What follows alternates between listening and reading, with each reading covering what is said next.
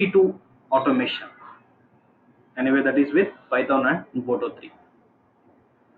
Let me go with what we are going to here. See here, we are going to write a Python boto3 script to start or stop EC2 instance. See, for any script, before going to write that script, you must have some idea what are the what is the purpose of a script, how we are going to implement. Suppose here our requirement is we have to write a script, Python script, anyway with boto3 to start or stop EC2 instance. Then what is the idea to implement this script?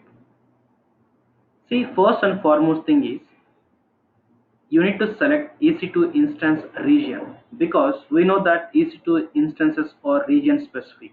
That's why first you need to select instance a region, from which region you are going to start your EC2 instance. Then after selecting EC2 instance region, you must know what is the EC2 instance ID.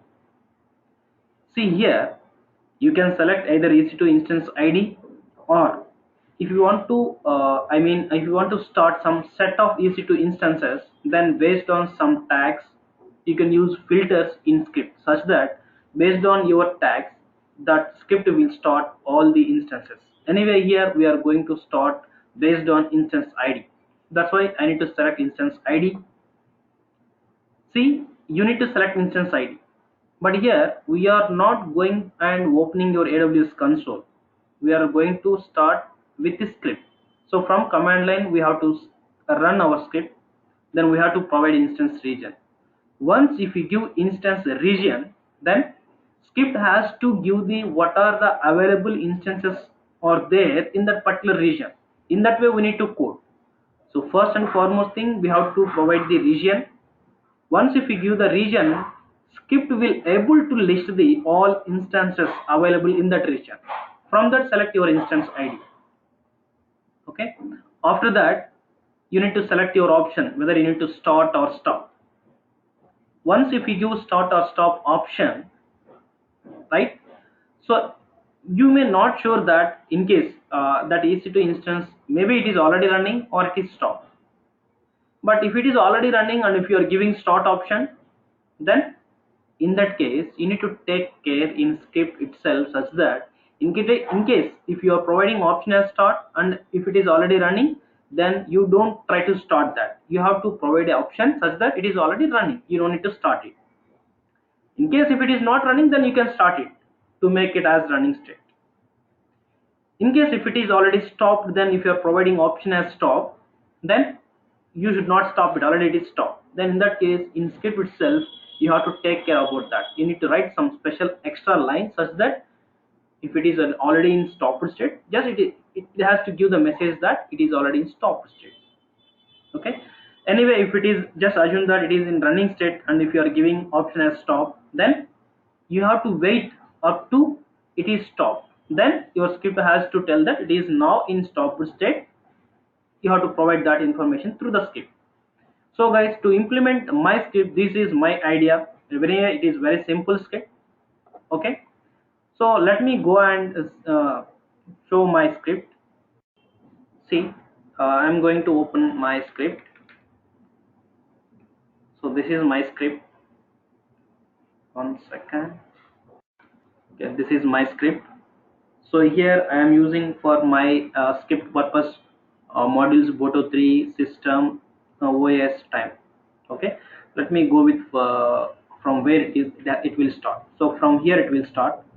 So os.system cls, it is used to clear the screen. Then main function will be called. This is my main function. So this is welcome function, so it will display something, what is the purpose of this script, something like that. Then I need to select a region from input side, I mean from command line, so it will use to read region name. Once if it is read this region name, then it has to display the all the available instances in this region. Then I have to select from that one of the instance ID, so for that this is the command. Then I need to stop or start, so for that I have to provide from input side stop or start command. Then that will be read by this raw input. Okay, then in case instead of providing start or stop, if you give some wrong command, then script has to identify that that is the wrong command and again give the correct command. So for that, this is simple logic. And then based on your start, it will go and start your EC2 instance. In case if it is stop, then it will go and stop your EC2 instance. So let me run that first so that you will get some idea. See Python, our script is start or stop EC2 instance.py. Observe that what it is giving. See, this script will help you to start or stop EC2 instance based on your required region and instance ID. So, okay, anyway, enjoy by using this script. So enter your region name. So it is asking our region name, in which region you are going to select your instance. So I want to start or stop from my US East 1 region. So I am giving that. So it is going to connect and it is going to listing all the IDs in region. So as of now I'm having only single instance ID in this my region. Let me open my EC2 console and show that. So this is under Virginia, so that is the US East one. I'm having as of now here only one instance ID, so that is displaying by this script, and I am selecting that script. Enter. Then stop or start. See, instead of giving start or stop, suppose I am giving some wrong command, and assume observe here, enter only stop or start command. That means you are given some wrong command. So let me give this start. But if you observe on my console, it is already in running state, and now I am giving start command. Then what will happen? Observe here. Okay, stop or start. START start, right? Yeah. See, start. So instance is already running. Okay, so that's why. Okay, anyway, instance is already running. No need to do any extra. I mean, no need to start it again. So that's why it is winding the its script. Anyway, if I do same script once again, and now I am providing region name as again same the region name, and I am now it is going to list the instance IDs. So I am selecting that instance ID. Now I am going to stop it. Enter.